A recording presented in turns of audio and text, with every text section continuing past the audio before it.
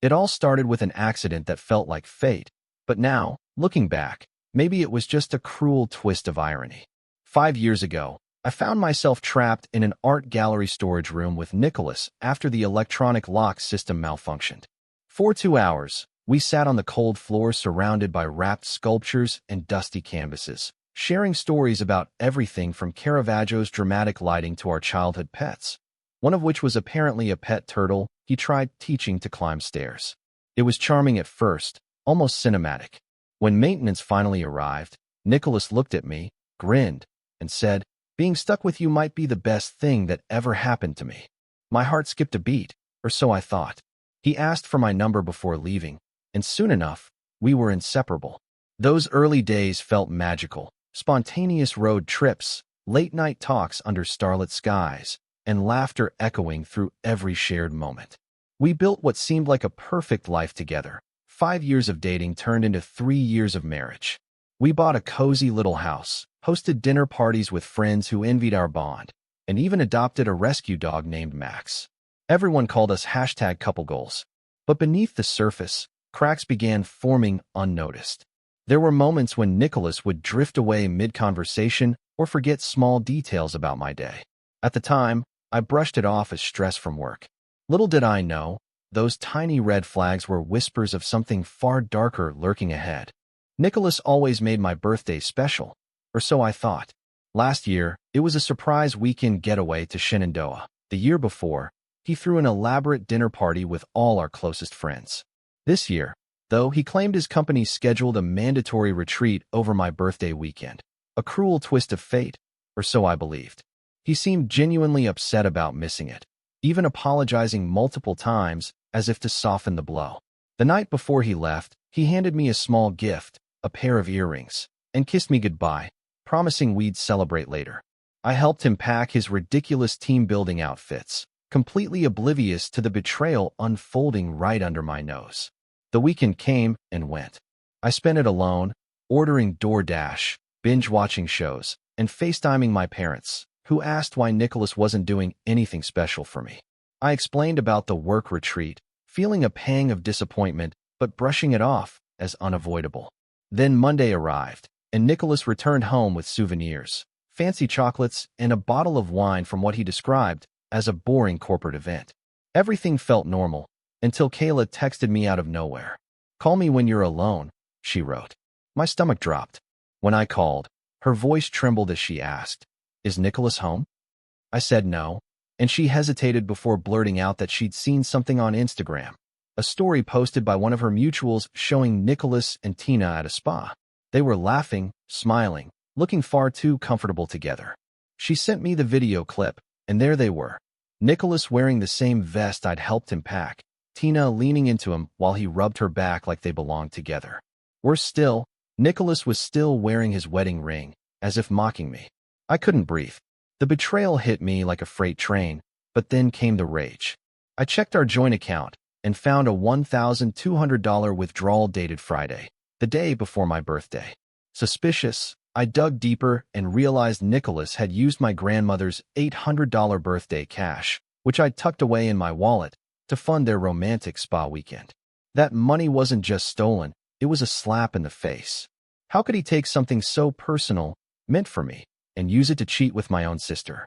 Every detail felt calculated, cruel, and unbearable. And yet, this was only the beginning of unraveling the web of lies. The morning after I discovered the truth, I confronted Nicholas. My hands trembled as I held my phone, the video clip of him and Tina still looping in my mind like a cruel nightmare. When he walked into the kitchen, coffee mug in hand, acting as if nothing had changed, I snapped. "Explain this," I said, shoving my phone toward him with the Instagram video paused at the worst possible moment. Him laughing while his arm was draped casually over Tina's shoulder. At first, Nicholas froze, then quickly shifted to denial. "What is this? Some random clip? You're overreacting." His tone was calm, almost condescending, as if he thought I'd crumble under his lies. But when I didn't back down, he switched tactics, painting himself as the victim. Tina was going through a rough time, he said with fake sincerity. She needed someone to talk to, and I was just being supportive. Supportive? My stomach churned at the word. Before I could scream or throw something, I pulled up the spa reservation details on my laptop. The confirmation email, the payment breakdown, even the timestamp matching his supposed work retreat. Then came the screenshots of our joint account showing the $1,200 withdrawal dated Friday, the day before my birthday. The evidence hit him like a freight train. His face went pale, then red. For a split second, there was silence, heavy and suffocating. But what happened next shattered me completely. Instead of apologizing, Nicholas smirked. A cold, bitter expression that sent chills down my spine. You know what? Maybe you don't deserve gifts anyway. He spat, his voice dripping with venom. At least Tina knows how to keep a man happy. Those words cut deeper than any betrayal ever could. They weren't just an insult. They were a calculated blow meant to hurt me where it mattered most. I felt the ground beneath me crack. Every lie, every stolen dollar, every laugh shared with Tina, it all collided in that moment. I wanted to scream, to cry, to break something, but instead, I turned and walked away. Each step felt heavier than the last, but inside, I knew one thing for certain. The man I once loved no longer existed. The spa weekend was only the beginning. As I tried to process the betrayal, a creeping suspicion gnawed at me. Nicholas had always been meticulous about finances, almost obsessively so. Why would he suddenly risk everything by stealing my birthday money? Determined to uncover the truth, I reached out to Sarah, a friend who worked at our bank, under the guise of wanting financial advice. She hesitated at first, but agreed to help after I broke down in tears. What she uncovered shattered what little trust one had left. Nicholas hadn't just used our joint account for the spa trip. He'd secretly opened 3 credit cards in his name without ever telling me. Worse, on 2 of them, he'd added me as an authorized user, but set all notifications and statements to go directly to his email. No physical cards were issued for me, no alerts, nothing. It was as if he'd built a financial fortress designed to keep me blind. The charges were staggering. $450 dinners at Michelin-starred restaurants I'd never heard of, weekend Airbnb stays in luxury cabins, and even a $300 necklace purchased 3 days before Tina's birthday. A necklace. For my sister. With stolen money. When I confronted him, Nicholas's face twisted into something unrecognizable, a mix of panic and defiance. These expenses are for work, he snapped, waving off the receipts like they were insignificant. You don't understand how much pressure I'm under. But when I pressed further, asking why he needed a $1,200 bottle of champagne for clients, his excuses crumbled. He shifted tactics, claiming the charges were emergencies, car repairs, medical bills, anything to deflect blame. Yet none of it added up. How could car repairs coincide with Tina's birthday weekend? The piece de resistance was the necklace receipt. When I held it up, his face went pale. It's not what you think, he stammered. Not what I think. My husband bought my sister, a woman he swore was just a friend, a luxurious gift while lying to me about every penny spent. Each detail felt like another layer of manipulation, another calculated move to deceive me.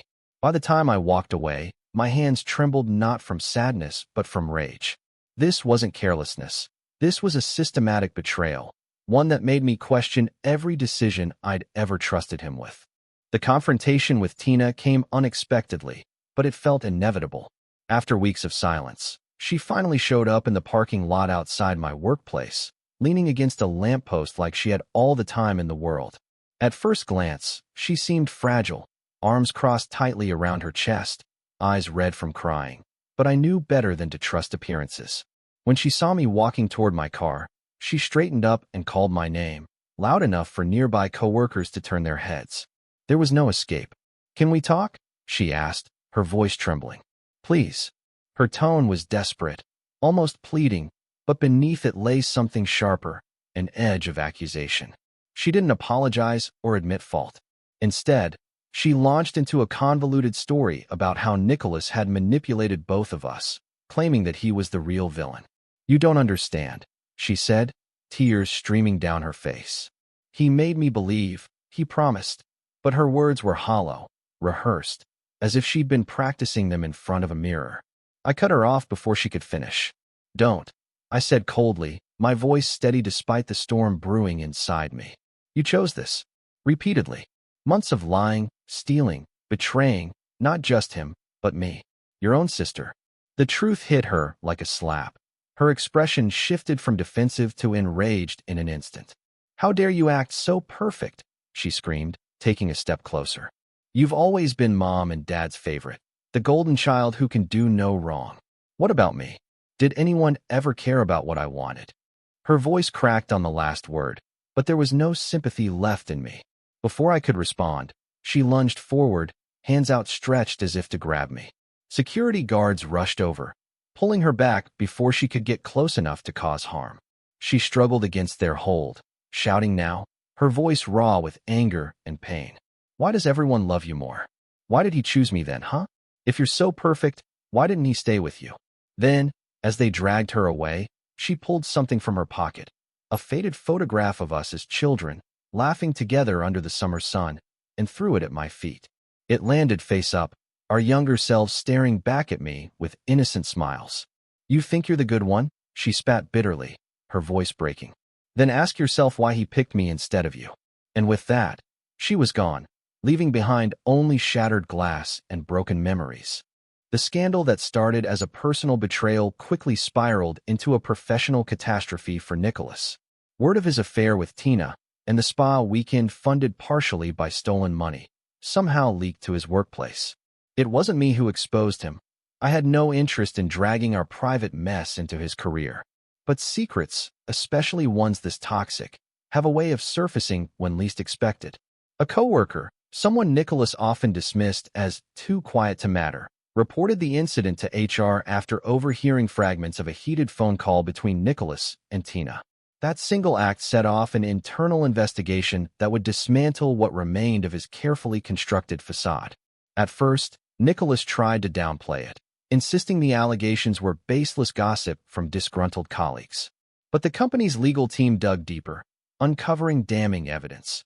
Nicholas had used a corporate credit card to pay part of the spa resort bill, a blatant misuse of company funds disguised under vague labels like team retreat supplies. The irony was almost poetic. The same man who mocked me for being naive about finances was now caught red-handed exploiting his employer in ways even I hadn't imagined. When the findings were presented to senior management, Nicholas didn't just lose his job, he lost his dignity. His termination email circulated internally, and though it was brief and professional, everyone knew the truth. Whispers echoed through the office hallways, turning him into both a punchline and a cautionary tale. Clients he'd spent years building relationships with began pulling away, citing concerns over his integrity. One former colleague even joked during lunch, "Guess Nicholas isn't so good at keeping anyone happy." Desperate to salvage whatever scraps of reputation he could, Nicholas attempted to shift blame onto me. He accused me of spreading false rumors about him at work, claiming I was trying to ruin his life out of spite. His lawyer even sent a formal inquiry to my company's legal department, demanding proof of these supposed accusations. But Nicholas underestimated how thoroughly I'd prepared for this battle.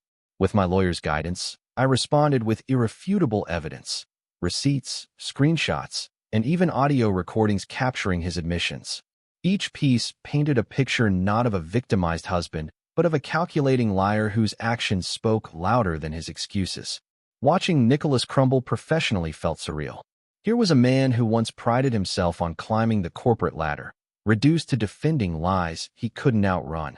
And while justice wasn't immediate or perfect, it was undeniable. While packing up Nicholas's old belongings, items I hadn't touched in years, I stumbled upon his old phone, a relic I'd forgotten existed. My hands trembled as I powered it on, half expecting it to be dead. But the battery still held a faint charge, and within minutes, I was staring at something that made my blood run cold. A string of messages from someone named Sarah. At first glance, they seemed innocent enough. Casual greetings, restaurant recommendations. But as I scrolled further, the truth unraveled like a poisoned thread. Sarah wasn't just an acquaintance. She was another victim of Nicholas's lies. Over the course of 2 years, he had been seeing her behind my back, spinning the same web of deceit he used with Tina. "I can't wait for us to start our life together," one message read, followed by promises that he would leave me as soon as the timing was right. The betrayal felt suffocating, but what came next hit harder.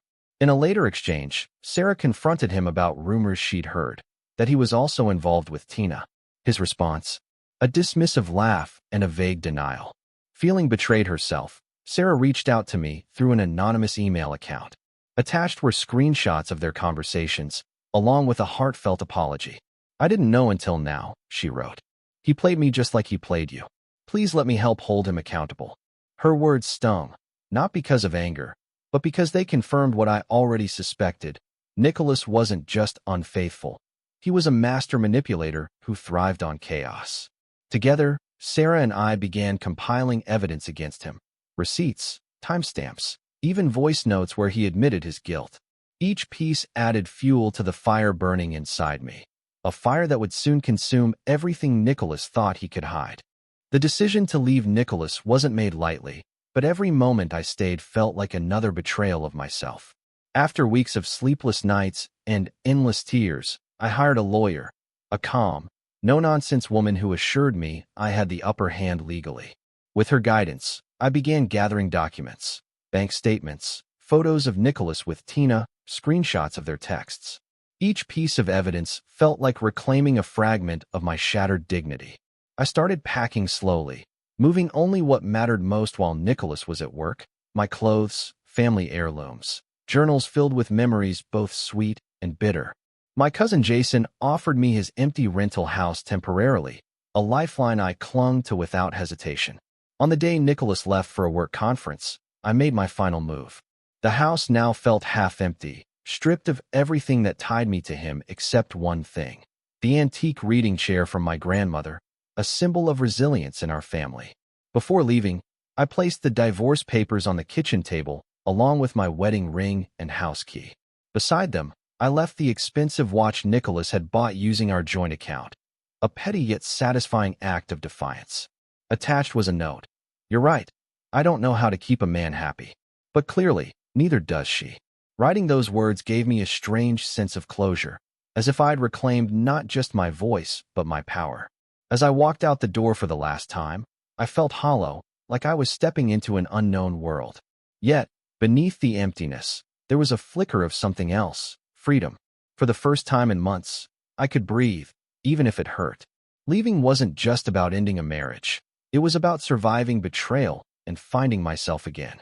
When the truth came out, my family imploded in ways I never imagined. My parents were devastated, not just by Tina's betrayal, but by her refusal to take responsibility. At first, she tried to paint herself as a victim, claiming Nicholas had manipulated her too. But when my mom confronted her with the evidence, the spa receipts, the texts, the stolen birthday money, Tina's excuses crumbled. Dad slammed his fist on the table during one particularly heated argument, his voice shaking as he told her she'd betrayed not only me, but the entire family. For weeks, their house was a war zone of accusations and tears. Robert, however, became my unexpected hero. He called me every few days just to check in, his tone calm, yet fierce whenever he mentioned Tina. She crossed a line, he said once, his voice low but sharp. What she did isn't just wrong, it's unforgivable. At a family dinner I didn't attend, Robert apparently ripped into Tina so harshly that she stormed out in tears. Mom later told me he even threatened to move out if they kept defending her actions. It was surreal hearing about my usually quiet brother standing up for me like that. Meanwhile, Tina spiraled. After burning bridges with friends who got tired of her late-night meltdowns and constant drama, she moved back in with our parents. The tension at home was unbearable. Dad barely spoke to her, while Mom oscillated between guilt and anger. One night, after finding an empty wine bottle and a pile of Sephora bags in Tina's room, Dad announced they were revising their will. Actions have consequences, he said coldly. As for Tina's attempts to reach me, they grew more desperate. She used different numbers, pleading, accusing, then begging for forgiveness. But I ignored every message. Each ignored call felt like reclaiming another piece of myself, a small act of defiance against everything she and Nicholas had taken from me. 6 months after leaving Nicholas, my life began to feel like it belonged to me again, but not without scars. I moved into a small one-bedroom apartment with just enough space for a tiny balcony where I could sip coffee in the mornings. The walls were bare at first, but slowly, they started filling up with pieces of who I was becoming. A painting from a local artist's fair, photos of sunsets captured during evening walks, even a small herb garden on the kitchen windowsill, a reminder that growth takes time and patience. Learning to cook became my therapy. At first, I burned everything. Pasta turned into mush, chicken came out dry, sauces separated into oily messes. But failure taught me resilience. By the third month, I hosted my first dinner party, a simple gathering of close friends, and watched as their faces lit up over dishes I'd spent hours perfecting. It wasn't just about food. It was about reclaiming control over something tangible, something that couldn't betray me. Then there was Dr. James Carter, a pediatric radiologist I met through a mutual friend. Our connection was slow burning but steady, like embers glowing brighter with each passing week. He didn't push or demand answers when I hesitated to share details about my past. Instead, he listened, really listened, and offered quiet support when memories threatened to overwhelm me. On our third date, we walked along the beach under a canopy of stars, and for the first time in years, I felt hope stirring within me. Robert, my brother, became my rock. Once distant, he now called weekly to check in, his voice calm, yet fierce whenever he mentioned Tina. "She crossed lines she can't uncross," he said once, defending me against family members who tried to guilt-trip me into forgiveness. His wife even paid for my groceries anonymously during a tough week, an act so kind it brought tears to my eyes. As for Tina, reconciliation feels impossible right now. Some days, I wonder if the sister I loved still exists beneath the betrayal. Other days, anger flares, reminding me of her choices. Will I ever forgive her? Maybe, but not today. For now, I'm focusing on building a life that doesn't revolve around what they took from me. A life where happiness isn't tied to anyone else's actions. Looking back, I no longer feel the burning rage that once consumed me when I thought of Nicholas and Tina. That doesn't mean I've forgiven them. It simply means their actions no longer define my life. They made their choices, and now I've made mine. To step away from the toxicity they brought into my world. Some days, memories still creep in. The laughter we shared, the trust one naively gave. But instead of crumbling under their weight, I remind myself how far I've come. I don't hate them anymore, but I also don't see them as part of my future. Time has a way of softening even the sharpest wounds, and I'm learning to let it heal mine without rushing the process. Every morning on my balcony, coffee in hand, I feel lighter, freer than I ever did with Nicholas by my side. Independence isn't just a state, it's a choice, one I've embraced fully. As for Tina, maybe reconciliation will happen one day, or maybe not. Either way, I've stopped waiting for closure from others. My peace comes from within now.